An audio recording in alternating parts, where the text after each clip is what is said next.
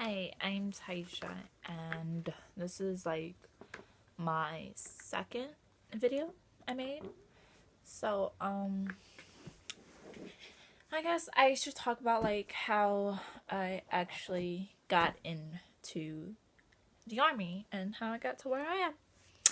So, I took my ASVAB in October, November time period, and so, after that, I got my score like 2 weeks later because I took it at school. So it like took a while for us to get our scores back. So we got our scores, and at first I thought I did it like really bad. But after like talking to people about it, I realized my score wasn't that bad. I got a 69, so supposedly I did okay. I got good enough to get the job I wanted. So that's all I was really worried about, honestly. I just wanted my job. So I had the score I needed to get it. So it was okay. And so after that, I got in contact with my recruiter, who's Staff Sergeant Harvey. And then we started the very, very long process of me actually joining the military. And when I say it's long, I actually do mean it was a very long process. So, I went up to MEPS a couple days after I turned 18, which was December 18th. So I went up like December 20th or around that time period during Christmas break. And when I went up there, I was coming down with something. Like, I didn't think it was that bad. Like, I just had a cough. But somehow the next day, I don't know if it was like the weather or the fact that my room was really cold that night, but I could like barely talk. So it was very interesting when I had to do the colorblind test for vision, and I couldn't really, like, my voice, you could barely hear it. And I was like, oh my gosh, I really hope she hears me. And then when I had to do the hearing test, like, I wasn't sure whether or not it was like a beep I was hearing or my breathing, because I was like breathing extremely hard, and I had like the sniffles. So I was like, oh my gosh, I really hope I don't fail this. But obviously I didn't. So I went through the process of medical, which is like the duck walk, the squatting, the blood, the pee, the urination test for like pregnancy and drugs. You had our blood drawn, the weight, the height and weight to make sure you're like within standards for the army. You have to like not be colorblind. And yeah, we went through a bunch of stuff. The breathalyzer, we had to do it that morning. But so we went through all of that, and then finally we had our sit down with the doctor, and it turned out I needed to get a medical waiver, which I was not aware of. So I couldn't spray in that day, and so that like stopped my whole process because I needed to get that waiver before I did anything else. But when that happened, like, people were going on vacation, so it took me like a month to actually get my waiver.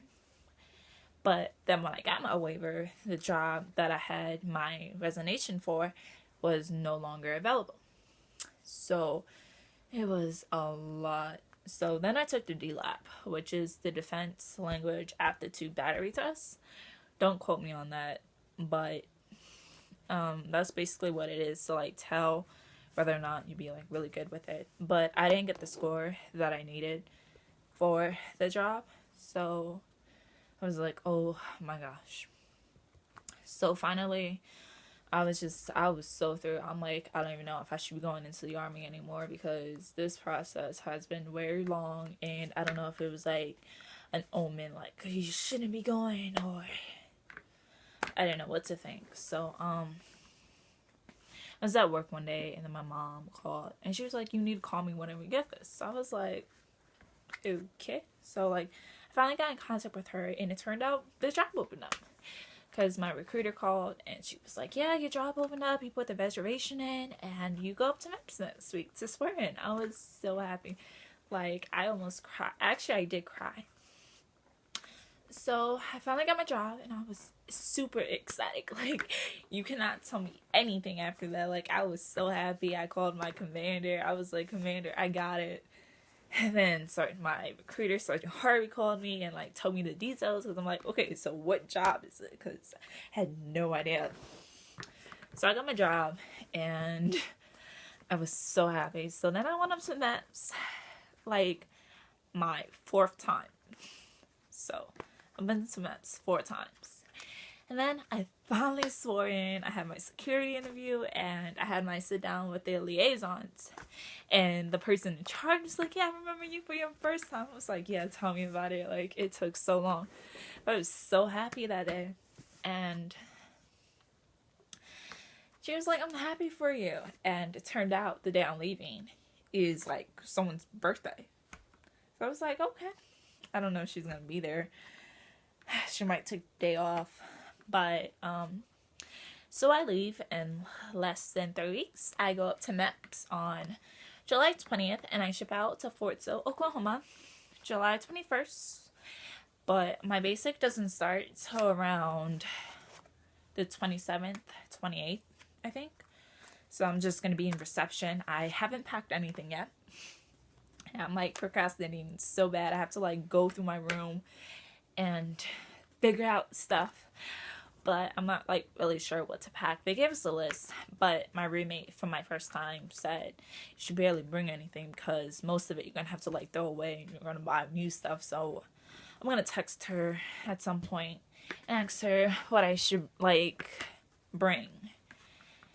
And yeah, I don't really know what else to say. I'm ecstatic and excited to ship out, but I'm also nervous because I'm scared. Like, I'm going to Fort Sill, Oklahoma. That's our artillery base.